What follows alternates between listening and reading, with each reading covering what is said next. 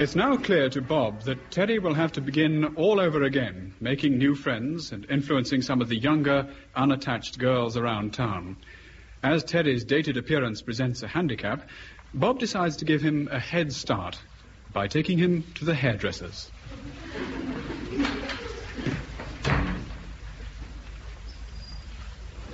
God, this place has changed. Well, everything's changed since you've been away. Well, yes, but this used to be just a barber's. Hairdressers. Nobody said barber since Tony Curtis. Hey, they've got girls in here and all. Yes, they work here. I've never had girls in a men's barber's. Shouldn't think many have. Hello, Rita. Hello. Hi. Are you having it cut, Bob? No. I'm just gonna have it washed and blow dried. Dear me. Oh, Gary, this is Terry. He's a friend of mine. Can you fit him in? Sure. He needs, he does, doesn't he? Yeah. Could you sort of restyle him? Bring him into the 1970s. Well, it's not a restyling he needs. It's more like a retread. Still, I do what I can. Take a seat and I'll get you washed in a minute. Cheeky devil. Sit down. He's a good bloke. Well, I'm not having it washed. I had it washed last week. You've got to have it washed. You don't have to have it cut. But you have to have it washed and blow dried. Didn't have to have it washed in the old days. 2 bob for a haircut, 1 and 9 for a trim, and none of this shampoo nonsense. I suppose you preferred this place as it was, with a chipped mirror and flypaper and hair all over the lino, when it was Tommy Mossop, the terror of the tongs. With his clippers and his hair oil and his nudge. Anything else you require, sir? He knew the horses did, Tommy. Gave me some good tips. Not on hygiene, he didn't. He never had a cigarette out of his mouth, or his ash out your scalp. And you sat there up to your knees in other people's dandruff. If his rusty scissors had nicked your ear, you'd have had gangrene within the hour. I want a manicure today, Bob. God preserve us. No, not today, thanks, Gary. At least you knew where you were with Tommy. What does that mean? Well, what? Well, I wouldn't want to be blow-dried by any of that lot. They're all puffs, are they? Collier's law and old-fashioned designers law window dressers, I suppose. It's a well-known fact. Yeah, and you know what they say, don't you? Another well-known fact. They say that anyone who's always putting queer people down, being aggressively masculine like you, is really only masking his own latent tendencies. Do you want me to stick one on you? There you are, you see how aggressively masculine you're being? Well, what do you expect me to do if somebody says something like that? Hit them with your handbag. Who do you fancy to win the game today, England or Bulgaria? Oh, England, I think, Gary. It won't be easy, though, will it? Our team, Bulgaria. And they're playing it all. Hey, you're going to watch it on the box tonight? Are we going to watch it? Too right we're going to watch it tonight. The trouble is they kick off midday our time. I don't know how we're going to get through the whole day without finding out what the result is. You'll never make it. The radio, evening paper, television, no. Don't worry, we'll make it. Hard lads, those Bulgarians. No walkover. Fancy a draw myself. Gary? Coming. What does he know about football? Quite a lot. He had a trial for Burnley. Never. Honest? Yeah, he still plays Sunday League. So do Dallas and Denny over there. Who'd have thought it? Shall I tell you something? Half Newcastle come in here. Get away. Really? Malcolm MacDonald uses the same conditioner as me. Honest? Yes, do you think he's soft, eh? Have you ever known a homosexual striker? Shall I do your friend first, Bob? Yeah, go on, Rita. Sonia will be finished in a minute. She'll look after you. Away you go, then. Go on. Relax, man. It's not the dentist. She's not going to pull your teeth out. Do you want beer, egg, or herbal tonic? Nothing to drink, thanks. Their shampoos, you fool. Is your scalp dry or greasy? Well, I don't know, do I? Well, what sort of a shampoo do you normally use? He usually uses carbolic and wire wool. I wish you'd shut up.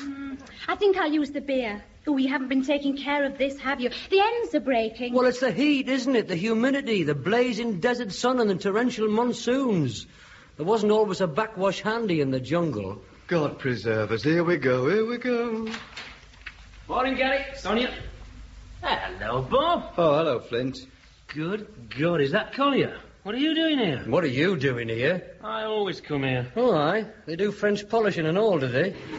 You leave my hair alone. Suits you. One hair forward, the other two brushed back. Oh, I see you're still the funny man, then. Yes, that beer shampoo, it's gone straight to his head. Who do you think will win the match, Flinty? Oh, haven't you heard, Gary? Heard what? The latest news from Bulgaria. Don't tell us. We want to watch it on the box tonight. No point. You'll never last out till tonight. Let me put you out your agony. Don't tell us. Hey, where are you going? Sorry, love. Make it next week, Gary. What a cheek, he's run off with one of our towels. Leave it to me. I'll call them back. 2-0! We'll be safe in here. He doesn't use the black horse. I'll hammer that flint. I'll kill him. Typical. I was once standing in a queue to see Psycho. He came out of the cinema and told me the ending. Typical. 2 pints of special, love. Why have you got that towel round your neck? In case I spill me beer. Ask a silly question. I wonder who scored. But it depends on who got 'em. Them or us. Well, it must mean them, mustn't it? I mean, they're the home team. 2-0, he said, not 0-2. Yes, but people don't go around saying 0-2, do they? Not in ordinary speech. You don't say 0-2. You say we won 2-0 or we lost 2-0. Yeah, but he's still ruined it for tonight, hasn't he? Whoever scores the first will know. That's it. We'll know. All that careful planning gone to waste. I take the day off work so I can't hear the score there. I warned Thelma and my mother not to expect to hear from me for 24 hours. I cancelled the evening paper. I even disconnected the car radio in case I switched it on by mistake. All for nothing. Hang on. What's the time? 5-1. Then we're all right. Eh? They don't kick off till 1 o'clock our time. So they're only kicking off now. Finn was having us on. 2 pints of specials. Ah, love. Here, you can have this towel to dry the glasses. You better dry your hair first. Well, why did Flint come into the shop and say, have you heard the news from Bulgaria? Last minute team change. Oh, aye, probably. Where is Bulgaria? What? Well, it's your Eastern Bloc, isn't it? I mean, well, if you go from Greece towards Russia, it's sort of second on your left. All right. Balkans. I beg your pardon? The Balkans. It's where they had those terrible floods round there. Tragedy, thousands homeless. Ah, well, that'll be to our advantage. Heavy pitch. What a terrible thing to say. What an inhuman attitude. Ah, they know how to cope with floods out there. They're used to that sort of thing. Well, what does that ridiculous remark mean? Well, all them countries over there, all them places like Persia and Bulgaria and the Middle East, they're all unstable. If it's not a flood, it's an earthquake. If it's not an earthquake, it's a typhoon. That's what makes the people over there unstable as well.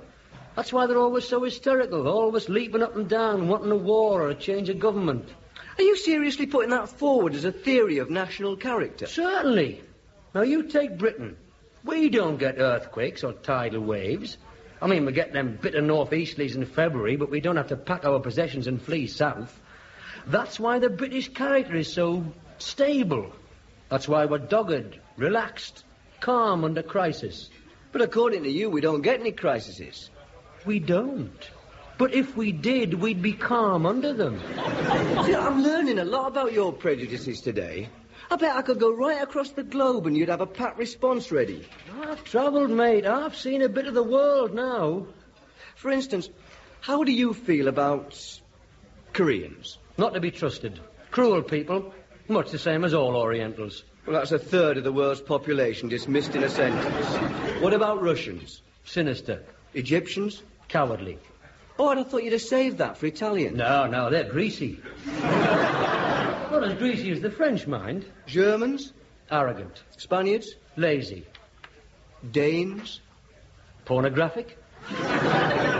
Well, that's almost everyone, really. Oh, Americans. Well, they're flash, aren't they?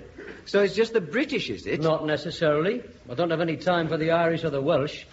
And the Scots are worse than the Koreans. And you never could stand Southerners. To tell you the truth, I'm not very keen on people outside this town. And I can think of a lot of families I don't like on our street. Do you know, I don't even like the people next door. Hey, I see. So from the distant blue Pacific through the barren wastes of Manchuria to 127 Inkerman Terrace, you can't abide anyone. How someone with your prejudices came to marry a German girl, well, I'll never know. The failure of my marriage only proves my point. Them and us don't mix. England should take heed of the failure of my entry into Europe. God didn't make this country an island by accident. So to sum up, the British are calm under a crisis, the rest of the world is unstable, and all hairdressers are fairies. Except Tommy Mossop. Oh, except Tommy Mossop.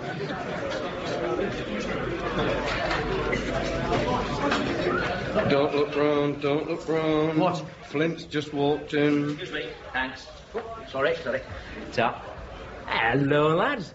Don't you want to know who scored the goals? Shove off, Flint. The match hasn't started yet. Only a joke, lads, only a joke. Well, people don't joke about things like that. You could have screwed our whole day up. Listen, don't kid yourselves. You'll never last all day. We can if we avoid people like you. Look, all we want to do is sit down in front of the telly tonight and enjoy the excitement of the match without knowing what the result is. Is that too much to ask? Is it? Bob, you're bound to hear the news before tonight. You won't be able to avoid it. Of course we can. Bet you can't. Bet we can. Fiver on it. You know it's on the radio. Live, right now. So what? We won't listen to the radio, will we? Well, Gloria won't put it on, will you, Pet? Not if you don't want it on. So that's you fixed, Flint. You've both forgotten something. Now going over to Sofia for the latest news on the match between England and Bulgaria. Run for it, Terry. Right, go. It's the first time I've seen them leave a full glass. Never mind. I'll finish them. Cheers.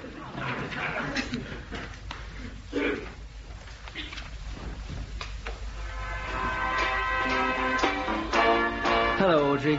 Hello, Bob. Is it raining, Terry? Because I'll have to get me washing in. No, it's not raining. Everybody keeps asking that. And get that radio off. We haven't been followed, have we? I'd have known if we were. I've had experience in these things. What's come over you two? You're barging in like a couple of fugitives from justice. We're in great danger. Desperate situation.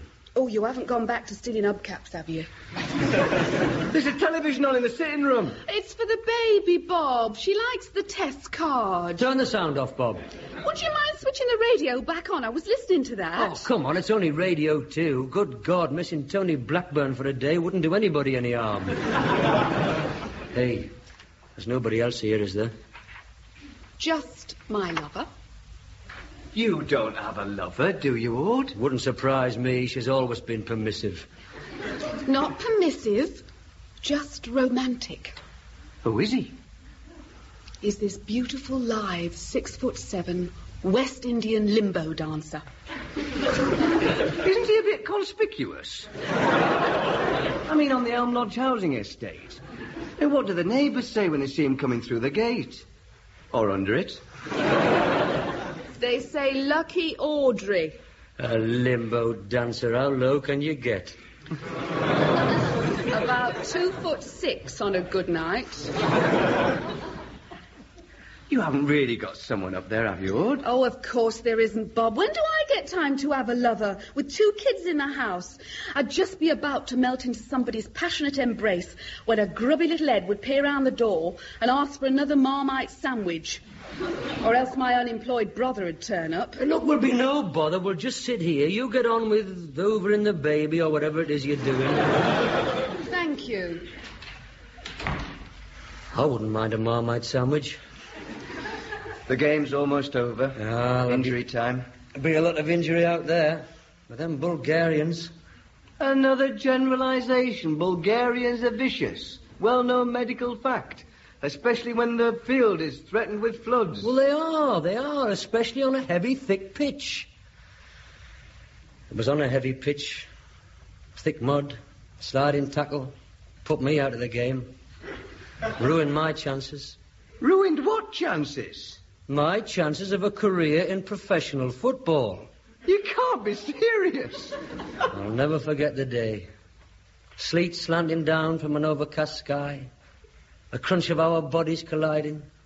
A stab of pain above the left knee. The crowd baying for a penalty. The crowd. Both of them. Pardon? You make it sound like one of the great moments in soccer history, like match of the century. Hell's teeth, it was only our scout troop against Biker Boys Brigade. Played on a bit of waste ground behind the Regal car park. Left its mark on me for life. And the only crowd was our scoutmaster and a woman exercising her Airedale. Oh, perhaps it was the Airedale you heard baying. There's no trees on that waste ground. Oh! And of course you were on the brink of the school's second 11. If I hadn't had that injury, if I'd stayed at school another year, If I hadn't had to give up training for night school, if I hadn't had to nurse my mother with lumbago in the winter of '61, if only I hadn't had to sacrifice my natural talent for the sake of bringing a living wage into that house... Hey, God, you make enough conditions. If I'd stayed on at school, if my father had been Prince Rainier, if the Germans had won the last war, if Enoch Powell was a West Indian limbo dancer... I might have been president of the Board of Trade or one of Pan's people. I'm only saying.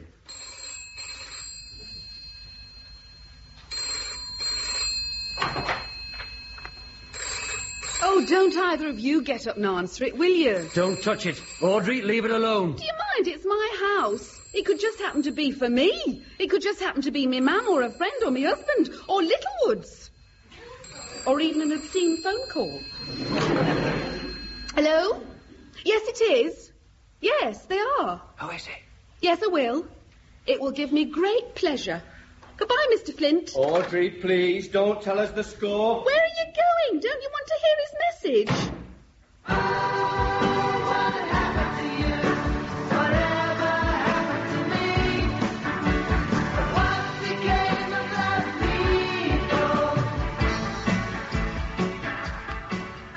We'll be all right in here. We can just stay till it's dark. Aye. They stay open late here, don't they? Yeah, take a pew.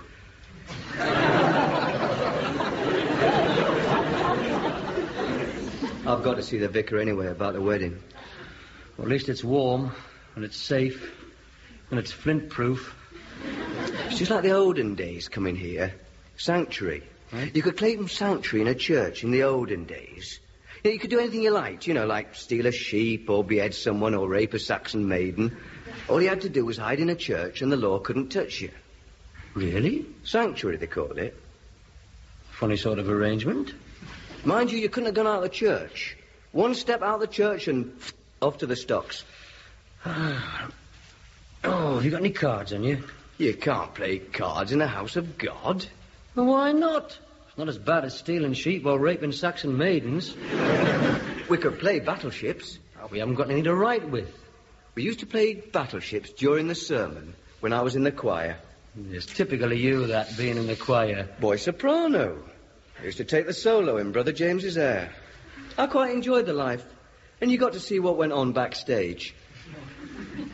Didn't your mother want you to go into the church? No, never. Aye, she did. No, she didn't. No, she did not. She wanted me to be a black and white minstrel. Hallelujah. You never know. If I'd had the breaks. Did you ever see me in the Mikado? The Home and Colonial Amateur Operatic and Dramatic Society still talk about my Nanky Poo. I'm not surprised. They did? Oh, what time is it? Nearly 6. Only 4.5 hours to go. Yeah, I don't want to stay here that long. Must get creepy in here when it gets really dark. Match will be over. Ground will be empty. Crowd will have streamed away in their thousands. Back to their communes and collective farms. Plodging through the Balkan mud in their wellies. Our lads will be back in their hotel. Kebab and chips, victory champagne and a sing-song. Or drown in the memory of their crushing defeat in communist state-owned brown ale. We'll go the back way to my new house. Over the railway sidings and through the allotments. Tell you what. I spy, with my little eye, something beginning with F. Font. How did you get that, you jammy Arab? I just know the way your mind works. Oh, do you now? Right then, right. I spy with my little eye something beginning with SGW. Stained glass window. Oh, well, that was an easy one, that. I mean, any fool. Right. I spy with my little eye something beginning with B. What? B. Oh, sorry, I thought you said P. B, is it? Oh, Bible. Wrong. Well, why did you hesitate? It is Bible, isn't it? No, it isn't. All right, then I give up. If it's not Bible, what is it? Pardon? You heard me. Come on. What is it? Quickly. Oh, well, I mean, if you want to give up, it's not Bible. It never was Bible. But if you are giving up, then... Cheat. Who is? It's Belfry. Cheat. Belfry. You can't see the belfry from here. Oh, I didn't know we're playing I Spy with my little X-ray eye. You're supposed to be able to see it. Well, I can see it. It's that little room over there. That is the vestry. The belfry's up the church tower. All right. So I made a mistake. What chance have I got against an ex-choir boy? My turn. No. I'm sick of that game. Oh, what time is it? Flint. What? Hello, lads. What are you doing here? Pray for a good result? Now, come on, Flint. The bet's off in here. This is sanctuary. Oh, really? Yes. The Lord giveth and the Lord taketh away. Hey, come on, Flint. Now get out the pulpit. Somebody might come in. Today's text is taken from the Gospel according to St. Reeve. And lo, 11 men did go forth to do battle with a mighty host of Bulgaria at a place called Sophia. And they were surrounded upon all sides with a great multitude, and there was much booing and a gnashing of teeth. And behold, the heavens opened, and... Would you mind telling me just what you're doing up there? What? Oh, sorry, Vicar, I didn't see you. Still doesn't answer my question. Keep your head down and just creep along to the end of the pew. Now, stay on your hands and knees. Mind that door, it creaks. Well, I was just passing, and I thought I'd... Drop in for a quick audition. Exactly, Sort of evangelical new faces, Good idea. My act usually lasts for about 15 minutes. Go ahead. Let's see what you can do.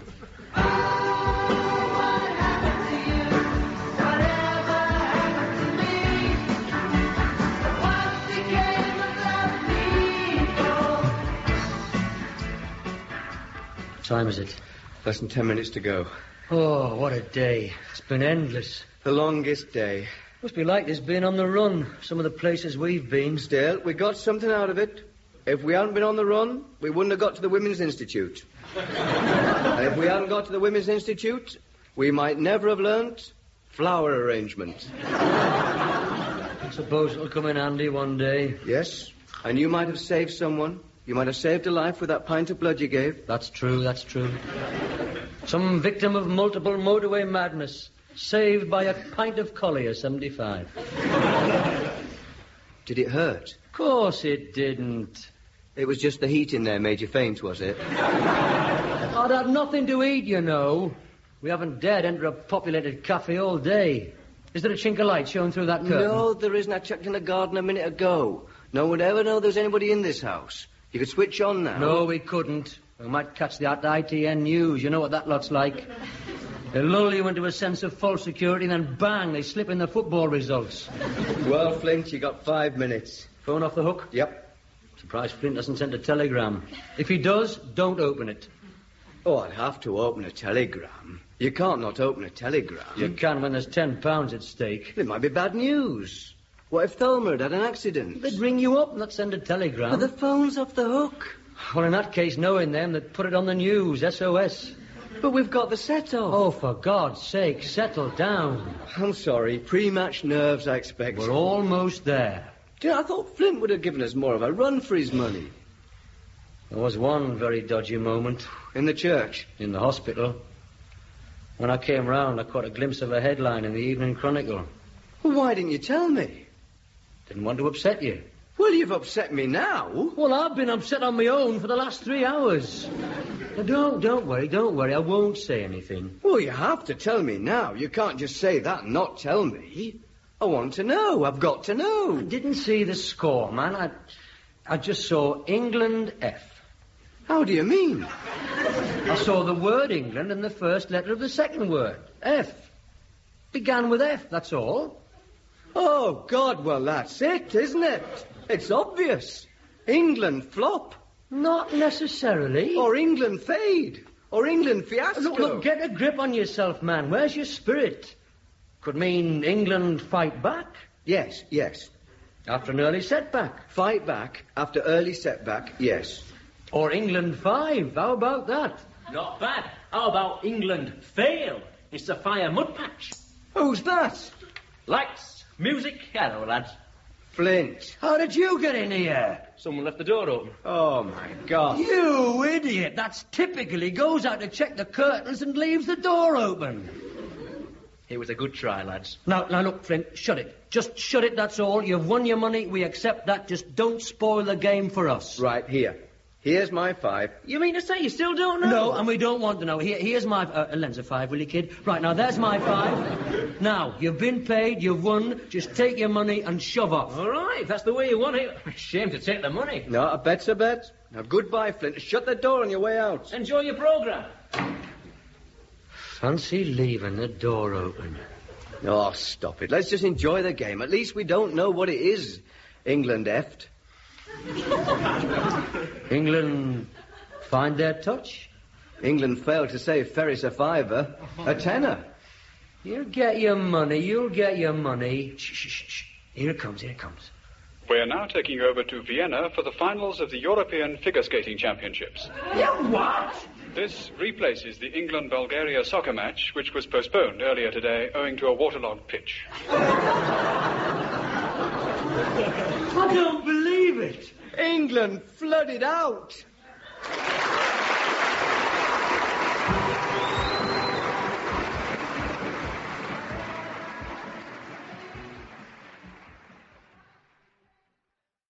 We present James Bolam and Rodney Bewes as Terry Collier and Bob Ferris in Whatever Happened to the Likely Lads.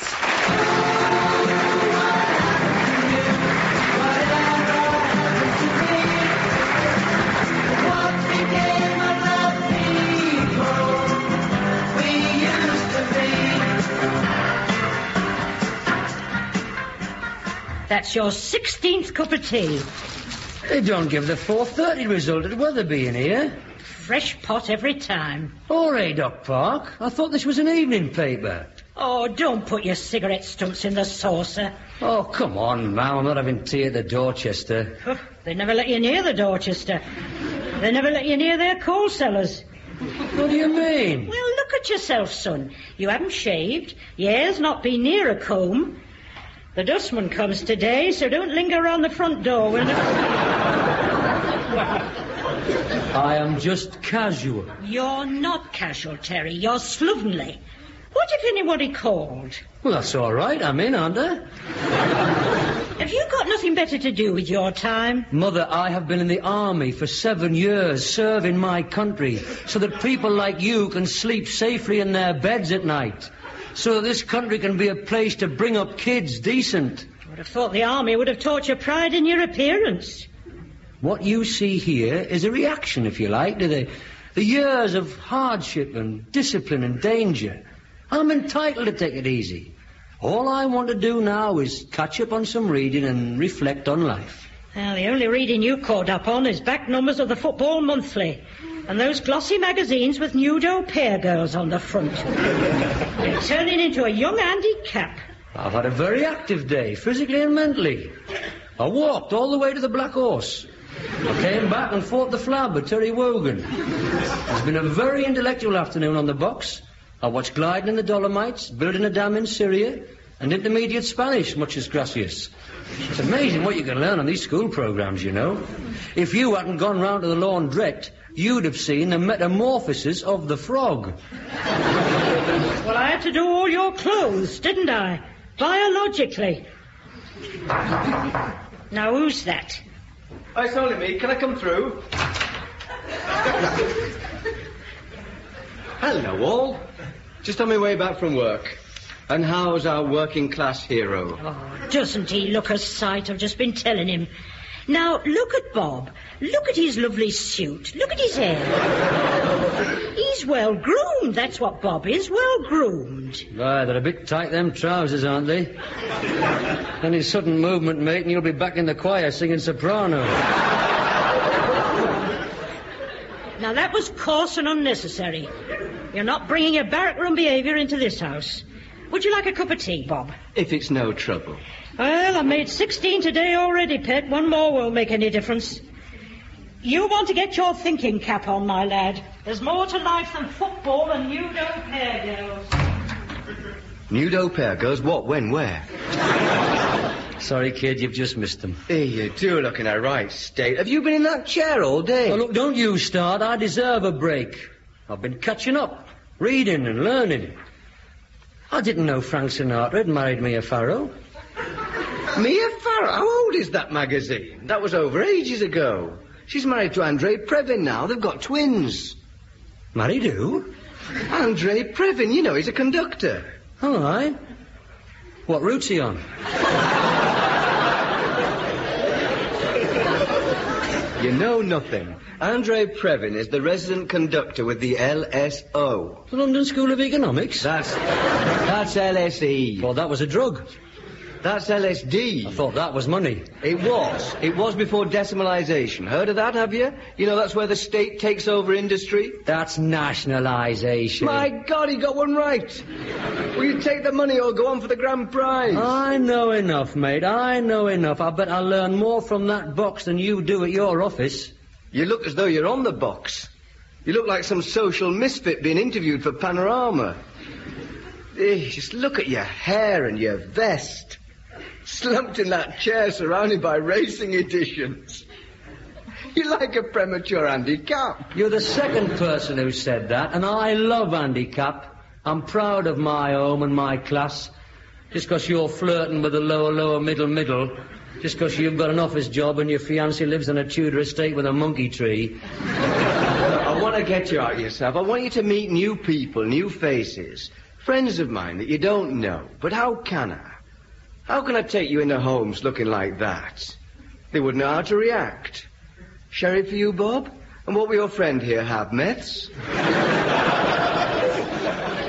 I don't want to go into their homes, thank you very much. I don't want to go into their snooty semis. I don't want to meet your new friends.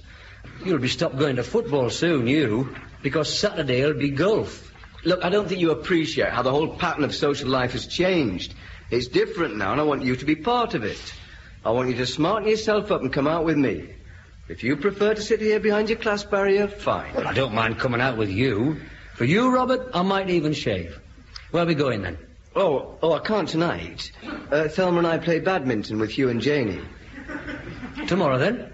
No, I can't tomorrow. We're going to have supper with Frank and Chrissy at Mike and Linda's. And who is it Wednesday? Bob and Carol and Ted and Alice? No, we're going to a barbecue at the rugby club with the McShanes. But Saturday, Alan and Brenda have asked Thelma and me if we take you to have supper at their house. They'd like to meet you. Who the hell's Alan and Brenda? Well, you don't know Alan. Alan Boyle. He came up here from the south about 3 years ago. You mean Middlesbrough? No, the deep south, Surrey. I work with him, you see, and we've become very good friends, and he'd love to meet you. No, thanks all the same. I'll get in touch with some of the lads. Have a real Saturday night out. You won't find any of the lads, not on a Saturday night. Not these days. They'll all be with their wives or fiancés at some steakhouse or trattoria, or else they'll be staying in. There are friends round for barbecue chicken and match of the day. It's all very much of a ritual, you see, and if you don't grab my invitation, you won't be part of it. You'll be a man alone. A sort of Shane of the Elm Lodge housing estate. Walking the lonely streets, hearing the sounds of laughter and merriment behind warmly lit windows. Yeah, well, I'm best as a man alone. I'm well out of the Elm Lodge housing estate set. I know what goes on these days on these estates among your so-called respectable middle classes. I know what goes on behind them warmly lit windows. What? Here's your tea, pet. Like a biscuit. Oh, thanks, Mrs. Collier. What goes on? I know. I've read about it. Read about what? What goes on? Well, for God's sake, what? Just go on. I'll just get the biscuits. Wife swapping and witchcraft, suburban sex orgies, that sort of thing. Really? Well-known fact. Behind that facade. Where'd you get all this from, suburban orgies? Only this afternoon there was this bishop on the box going on about the moral decay of our society. Look, I'm only asking you around to Alan and Brenda's. I promise you won't be the first step on a downward spiral of decay and depravity. Just the 5 of us for a meal and a game of Scrabble. Scrabble? Well, perhaps not Scrabble. You'd come up with mucky words, wouldn't you? Hello, Bob. Nice to catch you. I just popped round to see me mum. How are you, love? How's Thelma? Fine, thanks, Aud. You must both come up and have dinner with us some night, perhaps the beginning of next week. Oh, well, he can't Tuesday. That's water polo with you and Jamie. And Wednesday's potholing with Wilson, Keppel and Betty. Good God. Do you know who you remind me of? Don't tell me. Andy Cap. I was going to say old man Steptoe. Were you? Do you know, he's never out of that chair. He reminds me of Ironside. All I know, our Audrey, is that I've never been invited to your house for dinner. Babysitting and lawn mowing, yes, but never dinner. Well, it's so difficult with you. It's impossible to fit you in or match you up or pair you off. Aye, a man alone. A social outcast. And we can't invite him to our suburban sex orgies, can we, Audrey? We can't even ask him to wife-swapping parties because he hasn't got a wife to swap. I bet he hasn't even got a clean pair of wife fronts. You're so superficial, you lot. You're so concerned with appearances and status. A man like me's travelled. I can hold my own anywhere. I can talk about anything, from gliding in the Dolomites to the metamorphosis of the frog. I know there's more to life than knowing how to eat peas properly. Right, so come with me. Hold your own at Alan and Brenda's. Dazzle us with your scholarship and poise. Oh, Bob, you're not taking him in somebody's house, are you? Do you think that's wise? You shut your face. All right, I'll go. Right, I'll go. Good. Will it just be a meal, like? Probably. Depends on who's there. We might play a few games after dinner. All right. Oh, hello, Audrey, love. I haven't made so much tea since I was in the WVS. Games? Behind that facade. Mother, I shall be dining out Saturday. So if you could lay out the Sea Island cotton shirt, the blue serge, and just in case, a clean pair of wife fronts.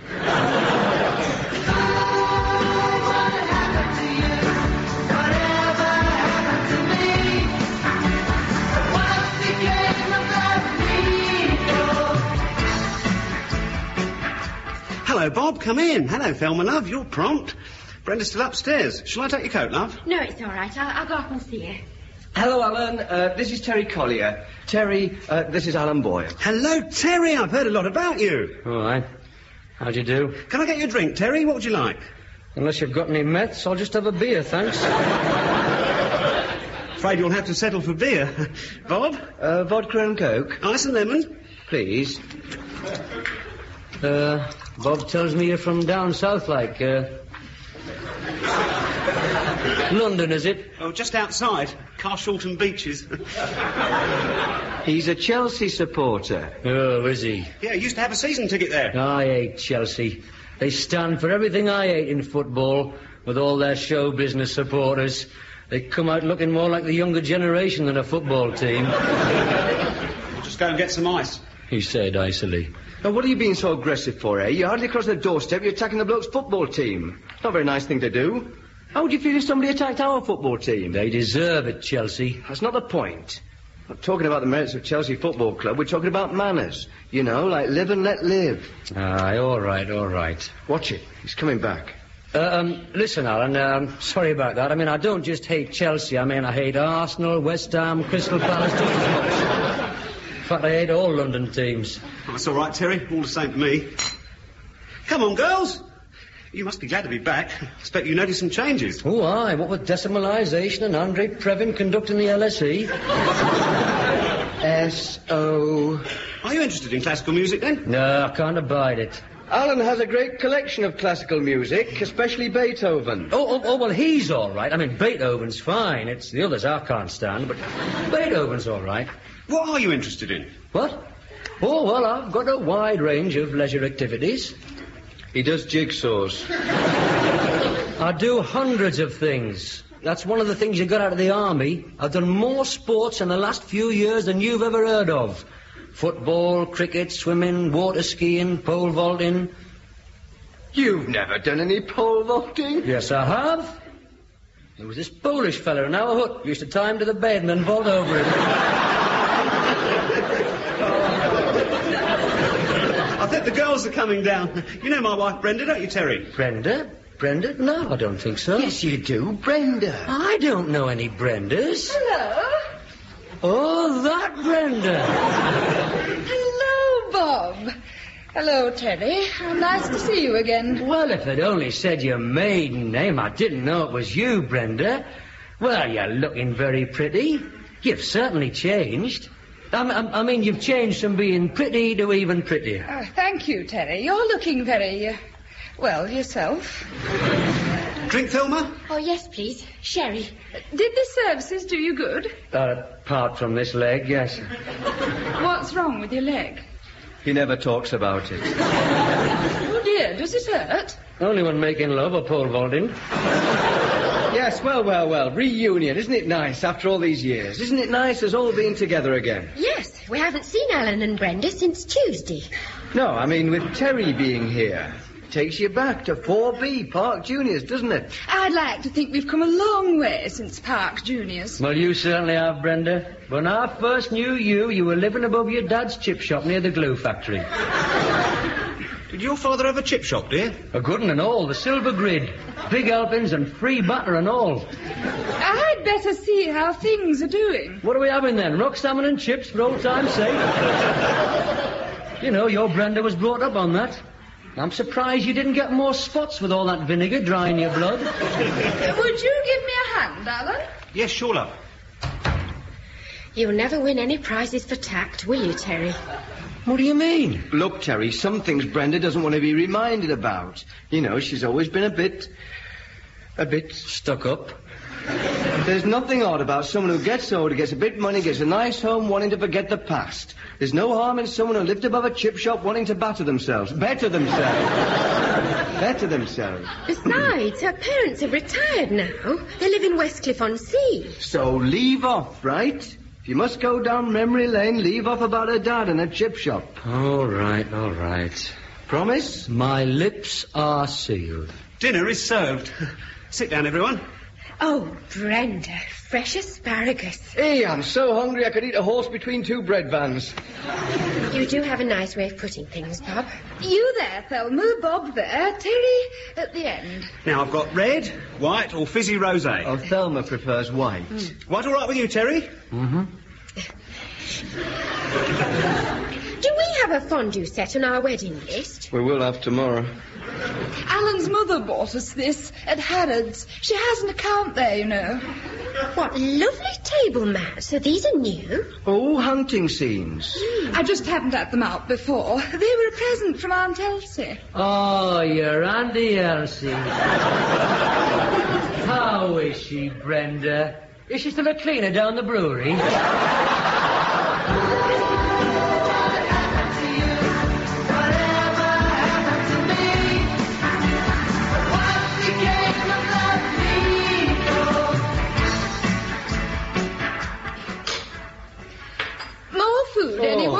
Some brie. Hey, I will say this, you're a fantastic cook, Brenda. Do you get this every night, Alan? Oh, no, of course not. Why, some nights we just have a plate on our knees. We always eat at the table, Alan. We always eat at the table. Well, you know, I'm glad we didn't have rock salmon and chips. Oh, I'm sorry, Brenda, but you can't help thinking about the past, you know. Thinking about what used to be. Right, Bob? Aye, well, it makes you think. Here we all are having our sophisticated supper with Tia Marias and wafer-thin mints. Last time we all sat down to eat together was school dinners. Oh, I think Brenda's improved on cold ham, peas pudding and mashed potatoes. That was Thursday ham. Fish cakes Friday. Mince Monday. Meat Tuesdays. What sort of meat? We were never quite sure. What was on Wednesdays? Monday mince, Thursday ham. Monday mince, Tuesday meat. Of course, Wednesdays it was cheese fondue, followed by gooseberry fool and wafer-thin mince. I used to like that mashed potato. Oh, aye, me and all, because it was all crumbly. And if you got a big spoonful and flicked it, you could get half a 4A. It was like a scatter bomb. I'm sorry, Brenda. I didn't mean to. I'll get a cloth. No, it's all right, Terry. I'll do it. It comes all out all right, does it, gooseberry fool? We'll just have to hope so, won't we? There's no panic. He'll come out with a rub. I doubt it. However, so much for Park Juniors. It can be of no interest to Alan. Alan went to a public school. Minor one. It was founded in 1766. So you can imagine how drafty it was. I understood it was a leading public school. It was a leading, minor, drafty public school. Aye, well, happy days. Do you really think so? Oh, of course there were. Smashing days. It's where I met you, Bob, wasn't it? Aye. What was Bob like at school, Thelma? Little terror? I was top at woodwork, a monitor, and secretary of the Lonnie Donegan Appreciation Society. And if I remember rightly, president of the Deirdre Birchwood fan club. Deirdre Birchwood? Who was Deirdre Birchwood? Oh, nice girl. You're ahead of us. Advanced for her age, mind. You know all them questions about sex your parents, the teachers, and the scoutmaster would never answer? Deirdre would. Deirdre Birchwood? She meant nothing to me. Yeah, she did. She was the gardener's daughter. Used to smell a weed killer. He was in love with her. I was not in love with her then. I was in love with little Mo Connolly and Claire Bloom. You used to sneak out at dinner time and meet her in the greenhouse. I remember once he got back into class and a caterpillar fell out of his trousers. I was never aware you'd been out with Deirdre Birchwood. She was a very common girl. I warned him about her. Consorting with a girl like that, think yourself lucky you didn't catch greenfly. Should we move from the table? Aye, well, I'll just pop upstairs and have a swill. It's the first on the left. Lights above your head. Shall we leave the past? I find our days at Park Juniors very irrelevant. We're all different people now. Not necessarily. We're all older and we've all acquired a lot of possessions. Underneath, we're still the same people. If we were all on a desert island, we'd soon revert to type. We'd soon revert to the jungle law of Form 4B. Some quicker than others. Haven't you got any skeletons in the cupboard, love? Haven't you got any dark secrets? Well, I don't suppose it means anything to you now, Brenda, but I did give you my coronation mug. And an autographed picture of Sherpa Tensing. I really can't remember. Oh, it doesn't matter. The autograph was forged anyway. Terry sold it to me. I have some memories that aren't so pleasant. Oh, you mean the boiler room incident? What's this? Do we have to? Well, you were full of it at the time. It was most upsetting.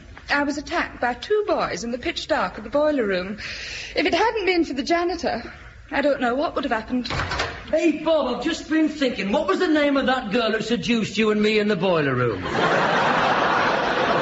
How dare you? Oh, come on, love, it was years ago. Oh, it's monstrous. I was attacked. When's this? In the boiler room. So was Bob and me. If it hadn't have been for that janitor... Well, isn't this fun, eh?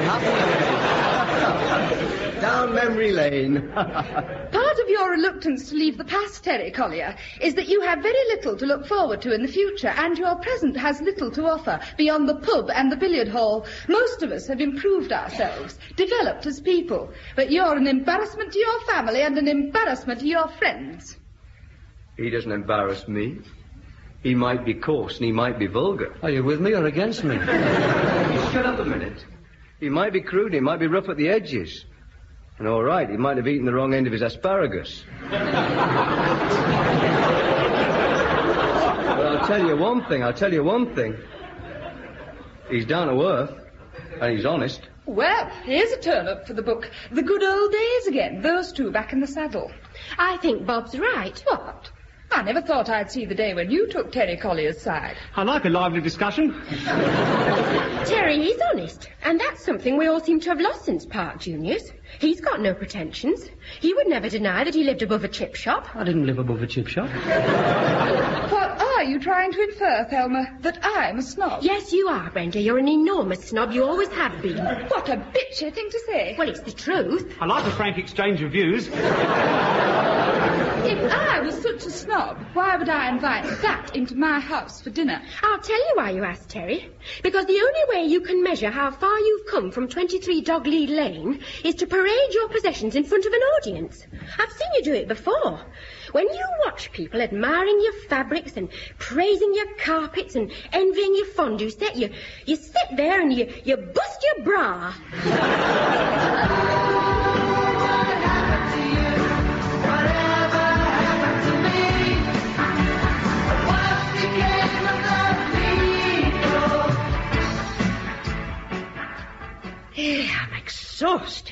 I've walked miles. I couldn't get a bus, then when I did, there was standing room only. Ah, you've had your usual strenuous day, I see. Couldn't you use the 1 cup and wash it every time? Saturday night was a mirage, wasn't it? I thought I saw you shaved in a suit, going out to dinner with nice people. But it must have just been a dream. Turned into a nightmare. Have you been in that chair all day again? Oh, I went down to the Black Horse, a couple of bevies and a bet. Dressed like that? Hello, Mrs. Collier. How's Andy Cap? Hello, Bob. If only you'd take an example from Bob, Terry. If only you'd try to improve yourself. Try the new improved Terry Collier. He'll never change. I'll go and wash up these cups. I don't know. Look, kid, I'm not very good at things like this, but, well, thanks for sticking up for us the other night. That's all right, mate. No, I appreciate that. I really did. And Thelma, well, Thelma and I mean, that's me and Thelma. Well, we've never, in the past, well, the point is, I thought she was marvellous, and I think you're a lucky lad, and you did the right thing there, and I hope you'll both be very happy, and I'm very sorry I said that about Deirdre Birchwood's caterpillar. Well, I'll tell Thelma she'll be pleased. Is she upset about Saturday night? No, not really. She never could abide Brenda. Ever since I gave him my coronation mug and that autographed Sherpa Tenzing photo. I forged that, you know. I know. I remember what was written on it. Cheers, Terry, Sherpa Tenzing. It'll make a hole in your social calendar, though, but now there'll be no Alan or Brenda on Saturday nights. Still, I suppose you can move Frank and Christine up from Tuesday, or Michael and Linda back from Friday. It does leave a night free for you and me, though, doesn't it? Just the two of us, lads' night out. Oh, I don't know if I could keep up with you, Mr. White Collar, a man in the grey flannel suit. I don't want you to change, mate. You just go on being as forthright as you are. And as vulgar and as pig-ignorant. I am not pig-ignorant. This is my seat of learning, this chair. What I learned from that box, I am at the University of Life. And what have you learned since Saturday, eh? Apart from what a fondue is? And which end of your asparagus to eat? You don't know 6 useful Spanish phrases, do you? Or how to build a dam in Syria. Or the metamorphosis of the frog. Do you? Certainly. Go on, then. What is the metamorphosis of a frog? What? Well, it starts out with just dots in the water. Amoebas, they're called. Then... Hang on. They're not amoebas. Yes, they are. No, they're not. Amoeba is the most primitive life form. They're so small, they're impossible to see. Well, if you can't see them, then how do you know they're not busy turning themselves into frogs? There's no answer to that. Well, go on. What happens then? Well, then you get your frog spawn. And you get this small black thing which develops 2 front legs and a head and then some back legs, and this ends up as a tadpole. And after the tadpole? Your tadpole becomes your frog. And then? What? And then? Well, then it turns into a butterfly.